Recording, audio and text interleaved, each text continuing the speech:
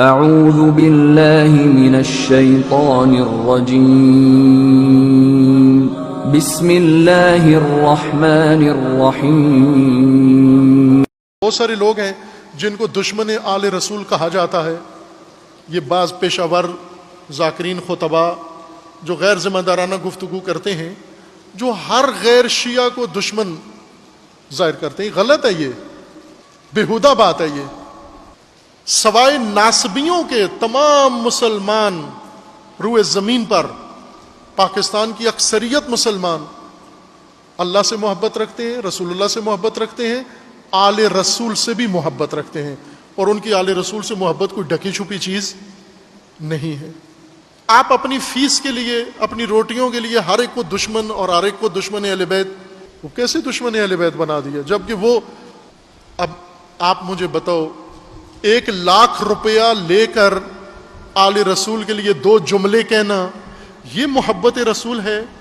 یا اپنی ساری زندگی کی بنائی ہوئی عزت و شہرت آل رسول کی محبت میں نچھاور کر دینا، یہ محبت رسول ہے؟ میں پاکستان کی مثال دیتا ہوں آپ۔ یہ جو بےہودہ بیٹھ کر سٹیج پہ ہر ایک کو دشمن اہل بیت کہہ رہا ہے، آپ نے تو اہل بیت کے جھوٹ سے، مکر و فریب سے نام لینے کے بھی لاکھوں روپے لیے ہیں تم نے۔ ایک مجلس کا 1.5 لاکھ روپیہ لیتے ہیں۔ ابھی کورونا کے دنوں میں اور مہنگے ہو گئے، 2 لاکھ روپے ایک مجلس کا لیتے ہیں، کیونکہ آل رسول کا جا کر 2 جملے کہہ دیں۔ یہ اپنے آپ کو محب اہل بیت کہہ رہے ہیں۔ اور وہ دیکھو، آپ سارے جانتے ہو مولانا طارق جمیل صاحب کو، پوری دنیا میں کتنی شہرت ہے، کتنی عزت ہے، کتنا احترام ہے، سب کچھ ہے یا نہیں ہے؟ یہ تو کوئی نہیں کہہ سکتا کہ نہیں ہے، شہرت نہیں ہے، عزت نہیں ہے، احترام نہیں ہے، سب مانتے ہیں۔ لیکن یہ سب کچھ کدھر اس کی پرواہ نہیں کی، نہ اس شہرت کی پرواہ کی، نہ اس احترام کا پرواہ کیا، نہ اس عزت کی، نہ سب کسی چیز کی پرواہ نہیں کی۔ اور آ کر ببانگ دوہل دنیا کے سامنے، چند دن پہلے ہم حاضر ہوئے ان کی خدمت میں، تو وہاں بھی یہ سنایا انہوں نے یہ واقعہ۔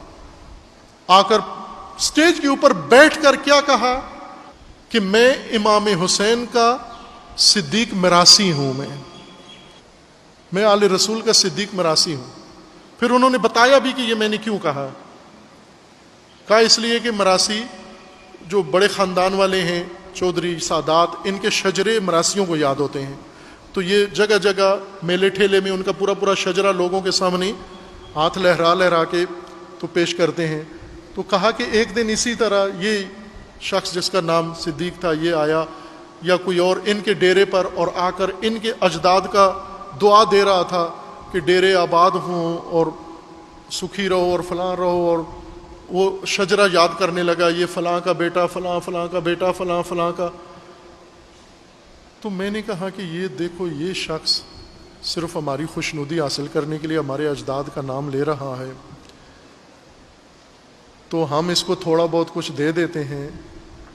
اگر ہمارے دسترخوان پہ بیٹھا ہوا ہے تو اتنا یہ ہمارے شجرہ یاد کر رہا ہے، تو میں جس کے دسترخوان پہ بیٹھا ہوا ہوں، میں جن کے دسترخوان پہ بیٹھا ہوا ہوں، میں کیوں نہ ان کا صدیق مراسی بن جاؤں؟ میں کیوں نہ ان کا ذکر دنیا کو کر کے بتاؤں؟ تو پھر کہنے لگے، میں نے بھی اسی کی سٹائل میں ہاتھ ہلا کر پھر شروع کیا۔